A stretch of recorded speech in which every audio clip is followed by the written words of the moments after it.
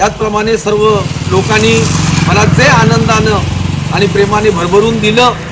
आणि त्यामुळेच आज हा माझा विजय या ठिकाणी सुकर होऊ शकला किंवा विजयी झालो। हे संपूर्ण मालवण शहरामध्ये हा प्रभाग क्रमांक 7 मध्ये असं विशेष लक्ष होता आणि त्यामुळे ही लढत अटीतटीची होती आणि अटीतटीच्या लढतीमध्ये आज राष्ट्रीय पक्षांना त्यांची जागा दाखवून देण्याचं काम आम्ही केलेलं आहे। राष्ट्रीय पक्षाकडे कुठल्याही प्रकारचं नेतृत्व नव्हतं आणि त्यामुळे ते भाडोत्री नेतृत्व घेऊन या ठिकाणी लढत देण्याचा प्रयत्न केला आणि स्थानिक नेतृत्व गेले जवळजवळ 10 वर्ष आणि त्याच्यावर जवळजवळ 15 वर्ष माझ्यासारख्या एक कार्यकर्त्यांनी अतिशय चांगल्या आणि प्रामाणिकपणानं भारतीय जनता पार्टीचं त्याचप्रमाणे आदरणीय राणे साहेबांचं अशा पद्धतीचं मी काम केलं होतं गेले 25 वर्ष, पण सातत्याने माझ्यावर अन्यायच करत आलेले आहे हे राणे कुटुंब। त्याचप्रमाणे ह्या ठिकाणी बीजेपीने सुद्धा माझ्यावर पूर्णपणे अन्याय केला, परंतु आज मालवण शहरामधून आज बीजेपीला हद्दपार व्हावं लागलं। याचं कारण भाडोत्री आणले लोक,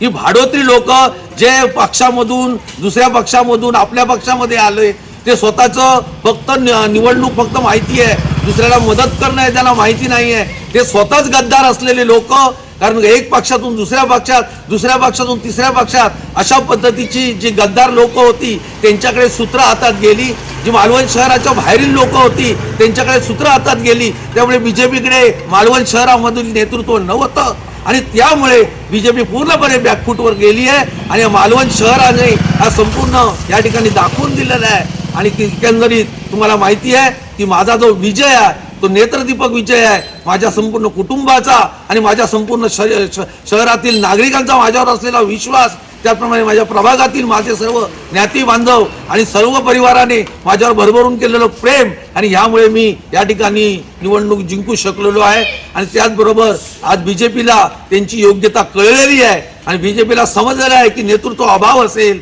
आणि जर चुकीचं नेतृत्व दिलं गेलं, आज तुम्हाला सांगा आरक्षण हे पूर्णपणे आरक्षण ओबीसी साठी होतं, परंतु मराठाला या ठिकाणी सीट दिली गेली, ह्याच ठिकाणी बीजेपीचा खात्मा झालेला आहे आणि त्याचमुळे मराठाला सीट दिल्यामुळे संपूर्ण लोक चौताळून उठले आणि ओबीसी समाज संघटित झाला आणि ओबीसी समाजाने भरभरून अशा पद्धतीचं मत देऊन एका ममता वराडकरांना निवडून दिलेलं आहे। आणि खरोखरच या ठिकाणी मला पुन्हा असं सांगावं असं वाटतं की बीजेपीने याचं आत्मपरीक्षण करावं, बीजेपीच्या नेतृत्वाने आत्मपरीक्षण करावं की भाडोत्री लोकांना आणून मतदान जिंकता येत नाही, मालवण शहर जिंकता येत नाही, सिंधुदुर्ग जिंकता येत नाही, हे पुन्हा एकदा दाखवून दिलेलं आहे।